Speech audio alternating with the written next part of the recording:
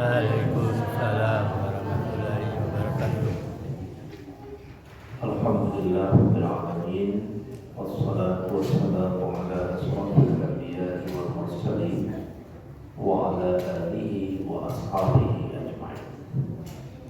Asyhadu an la ilaha illallah wahdahu la syarika lah wa asyhadu anna Muhammadan abduhu wa rasuluhu la nabiyya ba'dahu. Amma ba'du, fa ya ibadallah, ya ayyuhallazina amanu taqullaha haqqa tuqatih wa la tamutunna illa wa antum muslimun. Qala Allah ta'ala fil Qur'anil Karim, a'udzu billahi minasy syaithanir rajim. Bismillahirrahmanirrahim. Wa man a'rada 'an dzikri fa inna lahu ma'isyatan dhanka wa nahsyuruhu yawmal qiyamati 'ama. Qala rabbi lima hasyartani a'ma wa qad kuntu basira. Qala kadzalika ataska ayatuna fanasitaha wa kadzalika al-yawma tunsa. Subhanallah. Yang saya hormati dan saya muliakan Bapak dan Ibu serta seluruh jemaah salat maghrib rahimakumullah. Alhamdulillah rabbil alamin. Kembali kita kembali rasa syukur kita kehadirat Allah Subhanahu wa taala. Pada kesempatan yang berbahagia ini Allah masih melimpahkan dan mencukupkan nikmat untuk kita sebagai hamba-Nya. Amin. Yang tentu yang patut kita ingat dan selalu ketahui bahwa segala bentuk nikmat yang pernah kita dapatkan sepanjang hayat kita, semua itu akan kita pertanggungjawabkan di hadapan Allah. Summa la tus'aluna yawma idzin 'anil na'im. Ayat ini menegaskan kepada kita yang memakai nikmat, yang menggunakan nikmat itu, apapun bentuknya, hendaklah nikmat itu disyukuri, dipelihara dengan baik, karena semuanya itu akan kita pertanggungjawabkan di hadapan Allah Subhanahu wa taala. Tanpa terkecuali, tidak ada satu nikmat itu yang tidak ditanya.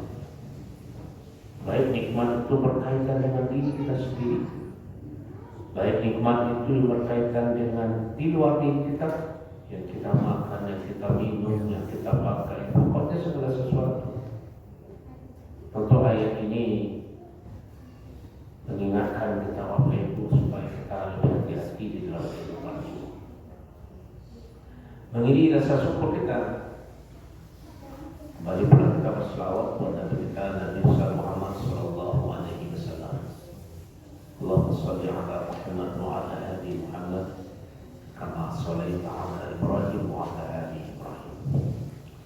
Bapak dan Ibu berhadir sebagaimana biasa setiap Selasa pertama kajian kita lebih banyak membahas akhlak dan tasawuf. Ilmu tasawuf itu ilmu yang senantiasa mengingatkan kita sebagai hamba Allah jangan sampai lupa kehadirannya, mengingatkan kita supaya kita mengerti dan mengenal diri, ya, supaya kita tidak salah menjalani hidup ini. Dan salah satu dalam dunia tasawuf itu ya sangat penting sekali Bapak Ibu adalah mengenal akan akhir atau kematian diri kita. Jadi salah satu yang selalu diingat oleh Rasul kepada kita adalah perbanyak mengingat nanti. Zikrul maut. Daripada dalam dunia tasawuf, para sufi, para ulama, para wali itu satu bagian dari kehidupan mereka itu tidak lupa mengingat kematian. Karena dengan mengingat kematian itu akan membuat kita mengerti hakikat hidup ini. Jadi antara hal-hal yang membuat hati keras, tidak mau menerima kebenaran, dan juga tamak dan laba atau loba ada dalam hidup ini. Tamak dan loba itu adalah saudara orang yang tidak mau berhenti mengumpulkan harta, larut dengan itu. Salah satunya adalah karena menipisnya zikrul maut itu. Seolah-olah yang dia cari, yang dia kumpulkan itu itu adalah alam yang sunnah. Betulnya tidak. Dan sedikit kita menyebut kematian itu Bapak Ibu, karena itu adalah salah satu yang patut dan mesti kita ketahui supaya hidup ini ada remnya, supaya hidup ini ada yang membimbingnya. Karena orang kalau sudah kurang mengingat mati, seolah-olah hidup ini seperti lautan yang tidak tertepi. Akan begitu saja, padahal tidak. Kematian itu adalah salah satu daripada keadaan yang pasti kita akan temui. Karena begitu pernyataan Allah di dalam surat Al-Anbiya, kullu nafsin dha'iqatul maut. Dan kematian itu adalah gerbang yang tidak mesti dimasuki oleh setiap yang bernyawa. Dan kita makhluk manusia ini termasuk salah satu di antara bernyawa itu. Pasti itu, pasti. Dan kematian itu adalah pintu masuk ke alam lain yang jauh berbeda daripada alam dunia. Dan banyak tahapan yang akan kita lewati di situ. Dan setiap tahapannya memiliki bentuk karakter tersendiri. Mulai daripada alam kubur, alam barzakh, alam penantian menjelang kiamat datang.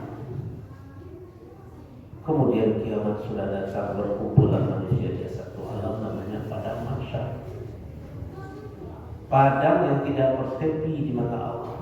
Berkumpulah semua makhluk hidup di situ. Dikumpulkanlah manusia dari yang pertama dilahirkan sampai kepada yang terakhir diwafatkan. Berkumpul di situ. Untuk apa? Untuk ditentukan nasib mereka masing-masing. Tidak ada lagi yang kuat di situ, tidak ada lagi yang kaya di situ, tidak ada lagi yang miskin di situ, tidak ada lagi yang susah. Yang ada di situ adalah orang yang menunggu untuk mempertanggungjawabkan segala amal, segala perbuatan. Yang tahap demi tahap itu ada yaumul hisab, dihisab atau yaumul mizan, ditimbang semuanya. Tidak akan pernah kita lewati satu tahap. Dan di sinilah yang kemudian yang disebut dengan kiamat. Disebut yaumul kiamat. Dalam keadaan kiamat itulah Rasulullah menggambarkan. Dalam kiamat yang ganas itu ada 7 golongan, kata Rasulullah, yang senantiasa dilindungi oleh Allah. Di kiamat itu ketika kita tidak di alam ini lagi, sudah berada di alam disebut alam akhirat, harinya subuh yaumul kiamat, hari dibangkitkan segala yang bernyawa itu lagi. Dan ketika itu tidak ada yang bisa melindungi kita.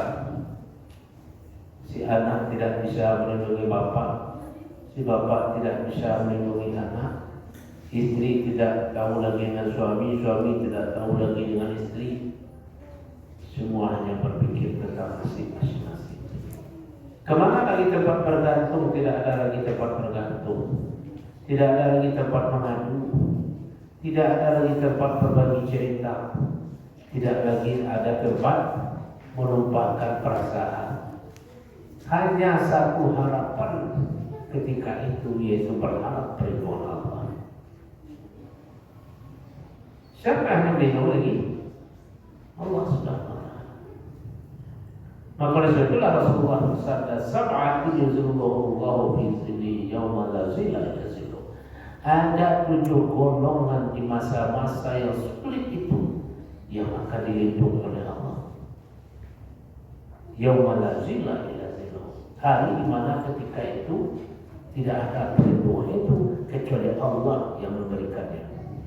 Siapa yang 7 itu, Bapak Ibu?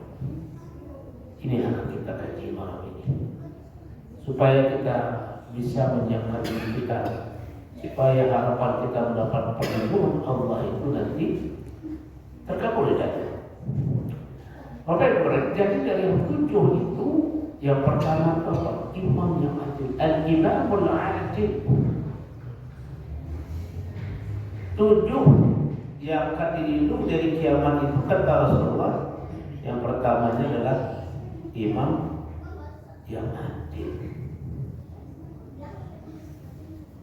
Kalau kita boleh bertanya dan menyingkap rahasia, apalah kira-kira maksud Rasulullah mengatakan bahwa imam yang adil itu yang pertama dari urutan yang 7 itu yang akan mendapat perlindungan dari Allah? Apa kira-kira rahasia Bapak Ibu? Dan doa itu ternyata adil bagi seorang imam itu berat.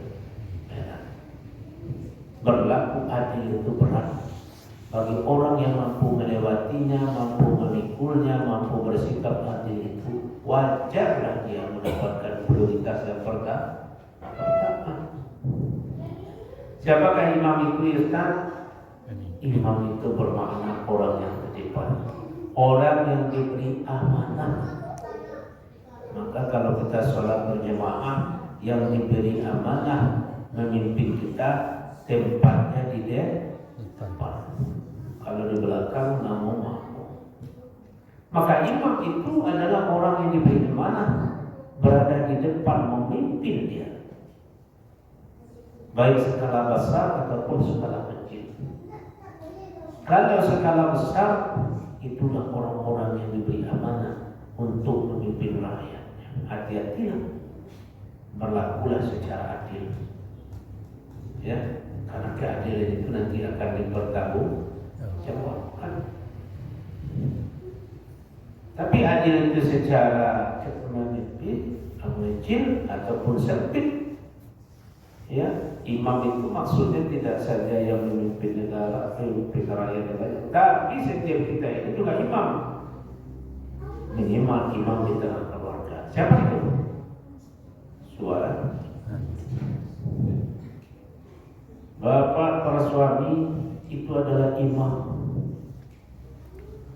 Imam yang adil. Kenapa? Apa yang maksud dengan imam yang adil? Imam yang diberi amanah dan dia tunaikan amanah itu sebagaimana mestinya, itu adil itu.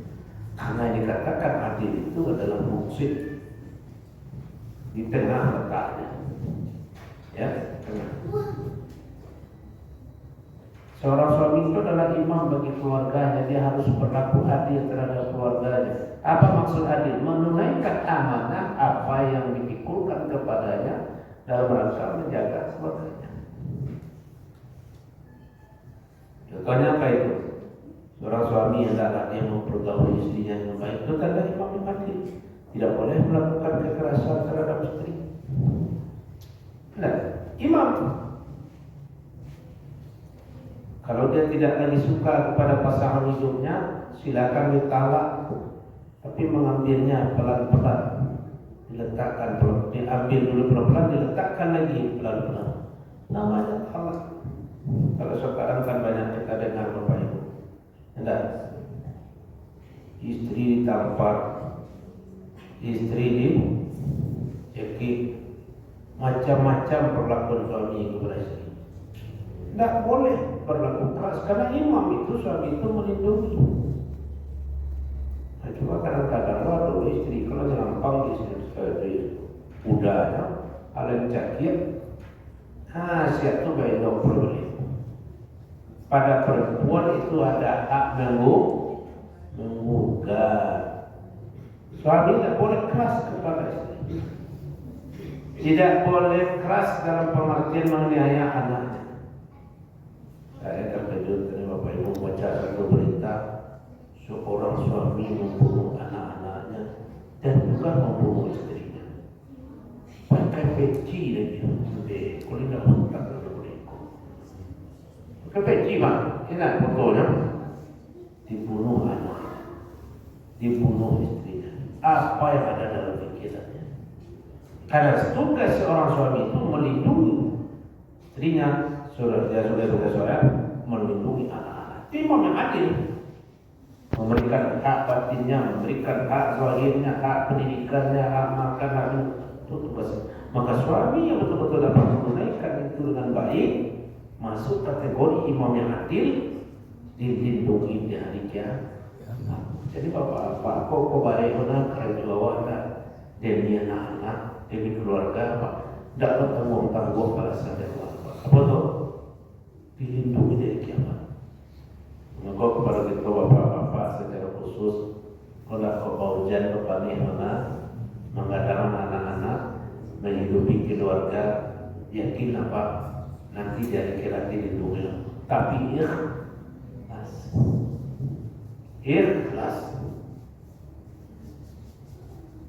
Itulah amal yang terbaik bagi kita semua. Di antara amal-amal baik yang lain. Karena apa yang diberikan oleh suami kepada istrinya, apa yang diberikan seorang ayah kepada anak itu adalah sedekah. Sebaik-baik sedekah itu adalah pemberian kita kepada keluarga. Itu datanya. Jadi yang perlu dibahagiakan keadaan istri itu Bapak Ibu dan Bapak beradik bukan lepas saja, itu sedekah. Apa yang belanja ke istrinya, apa itu sedekah. Bismillahirrahmanirrahim. Terima kasih belanja. Jangan dianggap itu sebagai sebuah itu sedekah. Kita memberi anak kita belajar itu sedekah. Karena Rasulullah mengatakan sebagai sedekah adalah kepada keluarga itu. Kalau kan kadang-kadang merasa itu kewajiban sedekah. Enggak, itu tabungan amal. Itu tabungan amal. Jangan kita menganggap itu ada sebuah kewajiban karena kita seorang ayah dan tidak. Itu tabungan amal kita. Makanya setiap kita melakukan itu bukan karena hal apa? Aku berikan belajar anakku, istriku, keluarga. Imam hati. Ya, imam hati. Jadi orang yang menunaikan amanah, karena amanah memikul amanah itu kan berat. Seperti kata Imam Ghazali bertanya kepada murid-muridnya berapa pertanyaan? Apa di antaranya? Ya, apa yang berat untuk dipikul?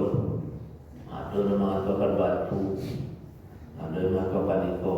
Tapi kata Imam Ghazali yang berat untuk dipikul itu adalah amanah. Ya, amanah. Apa yang susah untuk dijaga? Lidah. Apa yang dekat dengan kita? Kematian.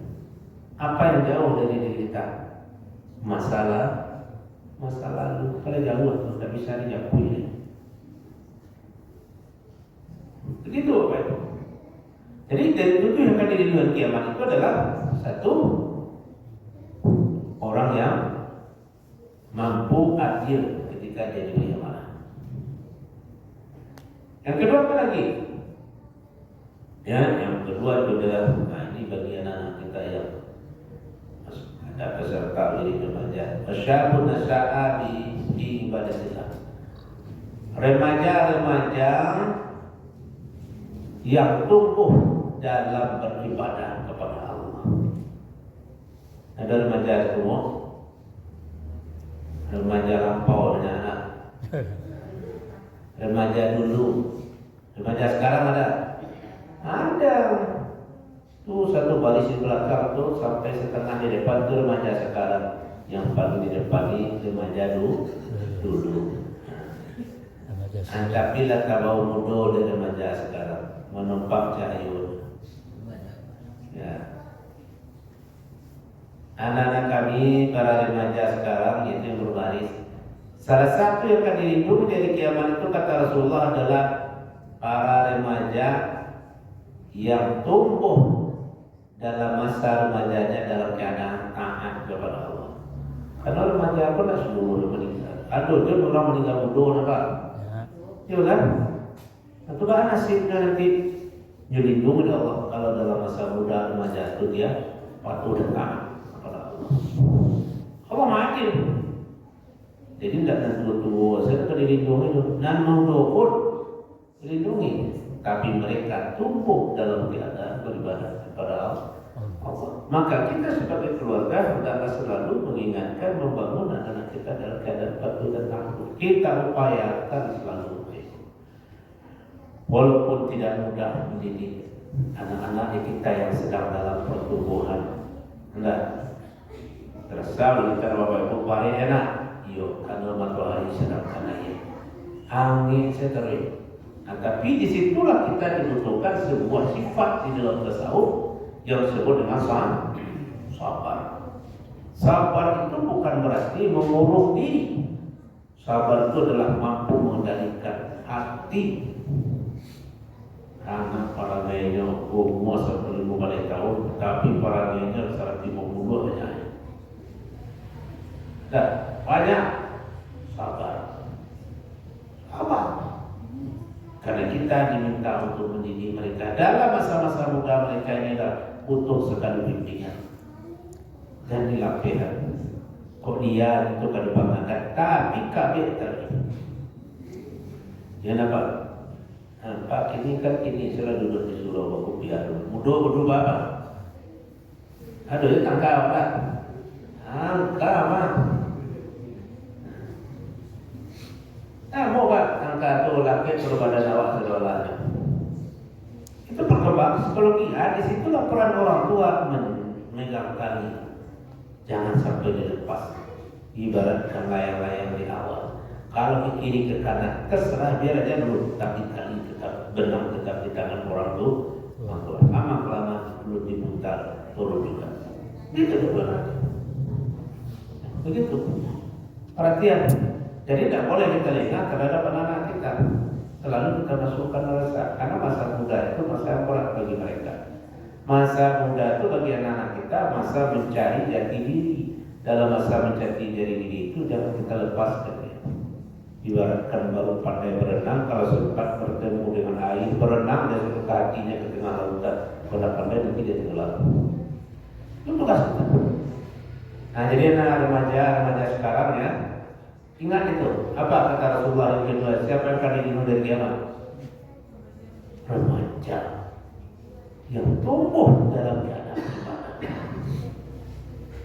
Jadi kepada anak kita, anak kami ini yang ikut juga menjadi remaja sekarang apa? Kan bergabung dengan remaja. Ya kan? Aku disimak itu. Jangan masa muda itu diboros-boroskan.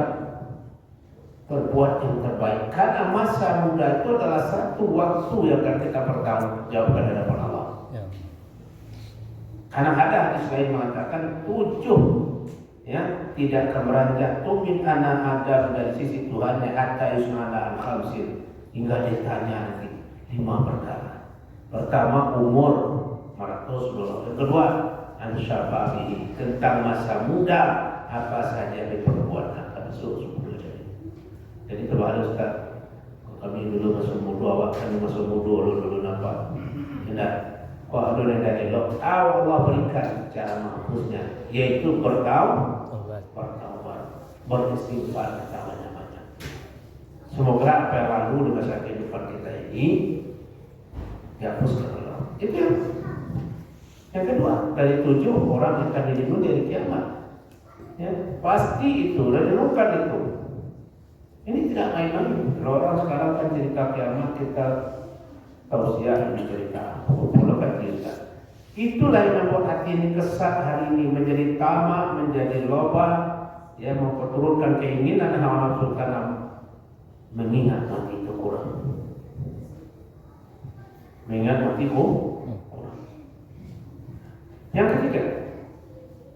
Yang ketiga itu adalah rajulun mu'allaqun qalbuhu fil masajid. Orang yang akan dilindungi dari kiamat itu adalah seseorang yang hatinya terpaut di masjid. Apa maksud terpaut itu? Terpaut itu maknanya takabur. Takabur itu artinya terikat. Terikat itu artinya tidak jauh dari masjid. Senang dengan masjid, berkunjung, mentakmirkan masjid dia. Nah, itu salah satu. Kenapa diberikan Allah pelindung kepada mereka seperti itu? Karena ini kan Baitullah. Orang yang datang ke masjid itu berarti meramaikan rumah Allah, memeliharanya, menjaganya. Jadi dikatakan orang yang terpaut hatinya di masjid itu bukan hanya untuk datang untuk sholat, itu datang untuk haji. Orang yang mau mengurus masjid. Mengurus masjid bukan menguras masjid. Mengurus bukan menguras. Beda ada? Beda. Ada orang yang menguras masjid, tak ada laporan kedua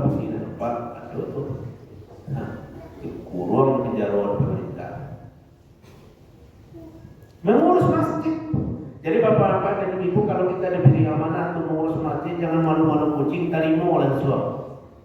Nah, konsepsi pola. Nah, nama bola atau dalam konsepsi konsumsi saya. Jadilah itu lahan basah. Nah, apa kalau lahan basah ini potong? Kalau sisi konsumsi, mau masuk diri, mau masuk balik, masuk basah. Hanya perlu pikiran kamu bagi niko salah boleh. Uruslah masjid. Orang yang mau mengurus masjid itu salah satu dari orang akan dilindungi dari dia. Kiamat. Jangan dulu, aku aku sibuk. Besok di akhirat memandang anak, ya Allah, balilah buka ke dunia dulu. Abu dia beri SK sebagai pengurus masjid itu. Dialah kepada dia posisi. Mungkin baik buat menyesal. Serupa penyesalan ada tertulis di situ nampak dulu. Penyesalan orang yang tak mau berinfak, menangis dia nanti di akhirat untuk kembali ke dunia ingin berinfak. Ya Allah, balik kamu ke dunia. Jadi banyak manusia itu di akhirat maraton macam-macam tuh. Kalau berdasarkan ayat, ada mereka mengenal tuang dan sholat, ya Allah, sholat kamu balik ke dunia, kau balik ke dunia, kau sholat, sudah lihat dua sholat, sarui. Itu banyak kan dah. Siapa? Orang dicampak ke dalam neraka sakor. Teman-teman, masalah aku bisa korpor dalam nakunan dalam suatu. Hei, bapak teman-teman. Memang masuk ke dalam neraka sakor kau dalam nakunan dalam suatu. Yuk kami datang dunia dan nama sholat dulu. Kali bagaimana kan? Meratap. Ada meratap dan Anda mau berbagi. Salah satu meratap itu adalah mungkin orang yang tidak mau mengurus rumah Allah. Jadi Bapak Ibu, kalau kita diperintah, ada permohonan diminta mengurus masjid ini, uruslah dengan ikhlas. Mengurus itu membangunnya. Bahkan dalam satu hadis sahih kan itu dua artinya. Siapa yang mau membangun masjid walaupun hanya sebesar 1 huruf, dibangunkan Allah baginya istana satu di surga. Itu Bapak Ibu. Mengurus itu artinya apa? Menjaga, memelihara, membersihkan. Cuma kini masalah itu Bapak Ibu kan 5 sebagian beda dalam masalah iman. Jemaahnya tidak barang dan mau turun tangan menyebut masjid. Enggak, kenapa? Nah, sudah ada petugas betul, tapi dia nyambi padu oleh petugas masjid sedolah. Jelas? Petugas masjid, ada apa? Biar jemaah mulai pada memastikan masjid itu luar biasa. Di masa Rasulullah ada seorang perempuan miskin, tidak ada dari kerabat sanak saudara anak tiada juga. Suatu hari meninggal dunia. Kata kejut mana perempuan itu, kata Rasulullah. Sudah meninggal ya Rasul, sudah dikuburkan malam. Kenapa tidak diberitahu aku, kata Rasulullah? Malu kami lagi tahu kepada Rasulullah hari malam. Antarkan aku ke kuburnya. Tetapi kawan istimewa mana perempuan tua itu? Apa yang menjadi amal sehingga dia ini Rasulullah meminta untuk mengantarkan ke kuburnya? Datang Rasulullah ke situ, Rasulullah berdoa, Rasulullah sampaikan ada tanda-tanda penduduk surga bagi ada tanda-tanda. Kayakkah dia? Tidak. Bangsawankah dia? Tidak. Makannya dari pemberian orang di pasar karena cuma mengumpulkan sampah. Terus apa amalnya? Satu, saya tak banyak di luar amal yang wajib. Apa itu? Sebelum datang untuk sholat, dia kembali ke masjid, dia ambil sapu, dibersihkanlah masjid itu tempat orang sholat. Selesai orang sholat kembali ke pasar, mengumpul sampah, menunggu pemberian orang. Nanti akan datang pula sholat, waktu sholat makan masuk, berlari pula lagi dibersihkan. Itu saja amalnya Pak Ibu. Itu saja, tapi dia sayang ke masjid, cinta ke masjid. Apa kata Rasul? Ada tanda-tanda baginya penduduk surga. Mengurus masjid. Maka dikatakan khairul muqam fi masjid. Sebaik-baik tempat di permukaan bumi ini adalah masjid. Walaupun hanya tanah biasa, tapi disepakati itu menjadi tempat sholat, dia akan terangkat derajatnya.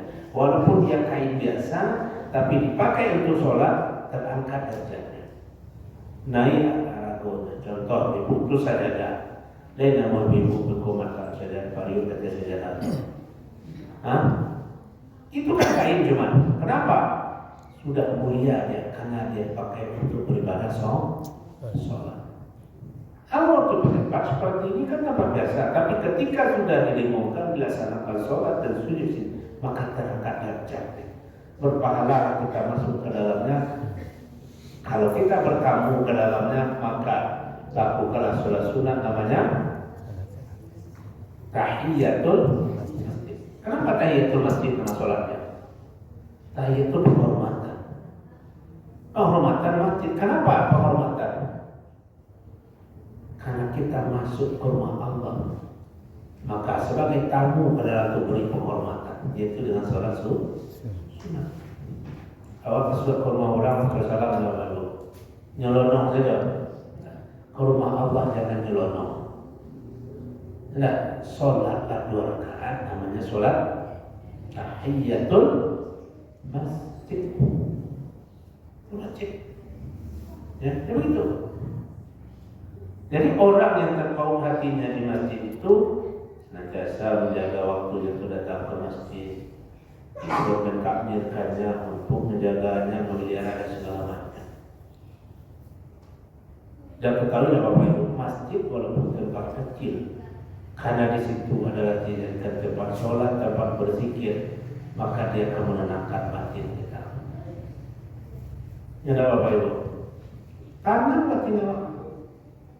Sana karena orang memahami hakikatnya. Kenapa? Karena lingkungan ini sudah dibacakan ayat-ayat Al-Quran, maka iblis akan keluar.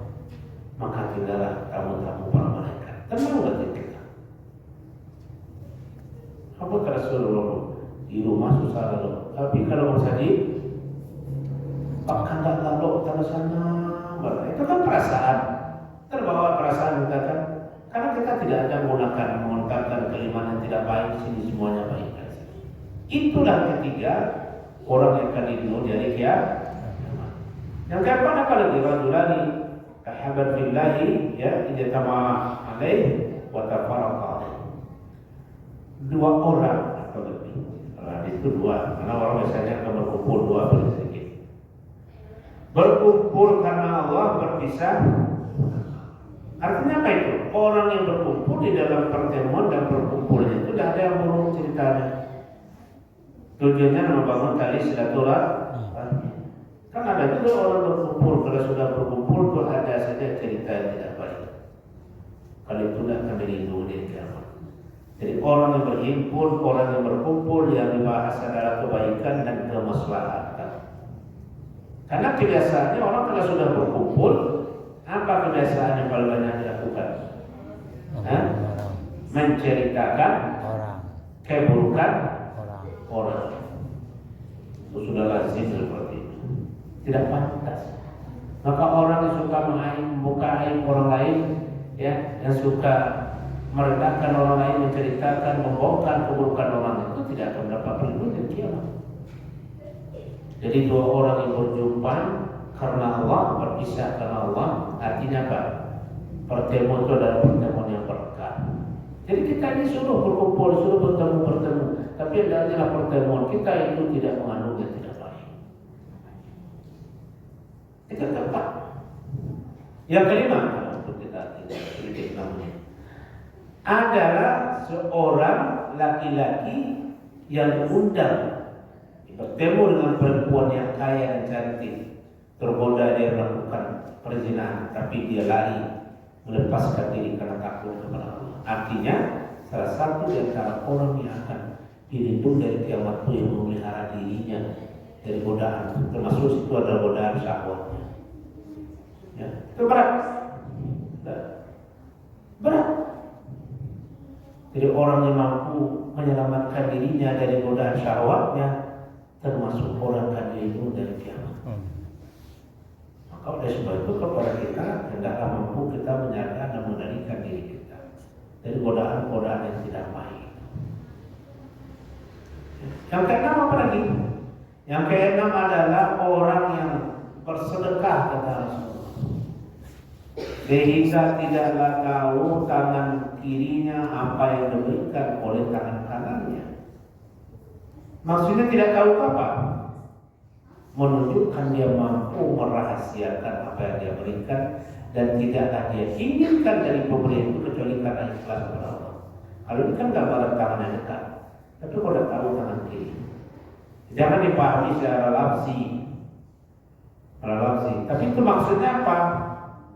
Begitu pandainya kita menjaga pemberian kita itu, memelihara keikhlasannya sehingga tidak tersampaikan kepada orang lain.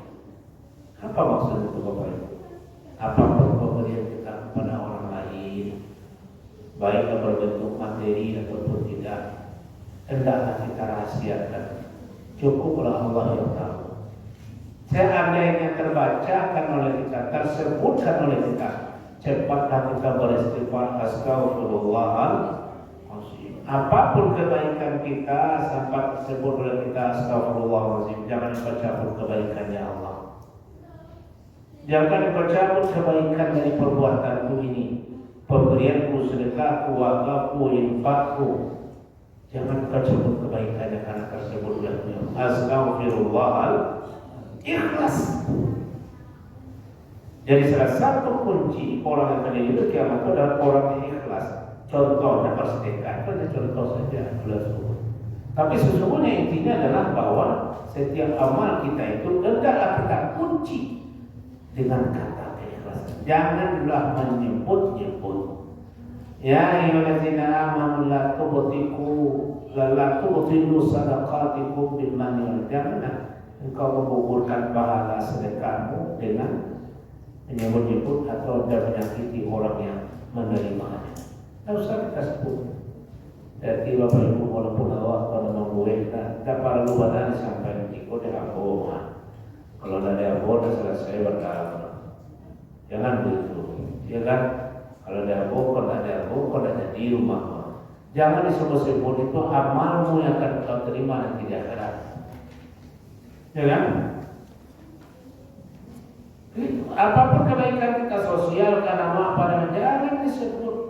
Jadikan itu sebagai satu catatan kebaikan di mata Allah Subhanahu wa taala. Tidak perlu karena gugurlah kebaikan itu dengan menyebutnya. Apalagi ini hati-hati kita 2024 mendatang 2023 banyak orang jual kecap manis. Kecap manis kata pulau orang lain. Kecap mini terbaik di dunia. Pulau orang lain. Inilah kecap nomor 1. Datang seorang lain baru. Dia kata kami sudah berbuat. Kami sudah perlu dicari yang benar. Gugur amal kita. Biarlah orang lain saja yang menilai. Yang keenam, yang ketujuh tadi kata. Orang yang akan dilindungi di kiamat itu adalah orang yang bangun tengah malam khasyatillah karena takut kepada Allah fafadar ainu meniti air mata. Jadi kesintak malam Bapak Ibu berdoa wa salat tahajud, ingat kepada Allah, ingat atas dosa, menetes air mata. Hamba yang seperti itu termasuk salah satu yang akan dilindungi. Tapi menangis itu bukan asal nangis. Menangis karena khasyatil. Apa itu khasyatillah? Karena ada rasa takut kepada Allah. Ibu udah pernah mikir air mata malam? Lain menangis. Anak menangian. Jangan laki. Macam-macam Ustaz. Buat sekolah anak ketipu Ustaz. Kalau itu kaki awak sudah masuk dulu. Bapak yang tak kali membalik, antara 7 balik membayar kredit auto, awas sama mana dan auto, kalau kawan yang diangin kami itu, tapi kami ada akan amalan Ustaz. Kali itu dah kemas 7 kali itu kami untuk itu diudah wasorang, ada, ya kan? Jadi bangunlah kita tengah malam kita ingatlah tangisan kita itu akan menjadi salah satu tiket mendapat perlindungan. Bapak Ibu berani akhir dari pengajian kita mengatakan mari waktu yang Allah berikan kepada kita. Ya, kita saja. Wassalamualaikum warahmatullahi wabarakatuh. Waalaikumsalam warahmatullahi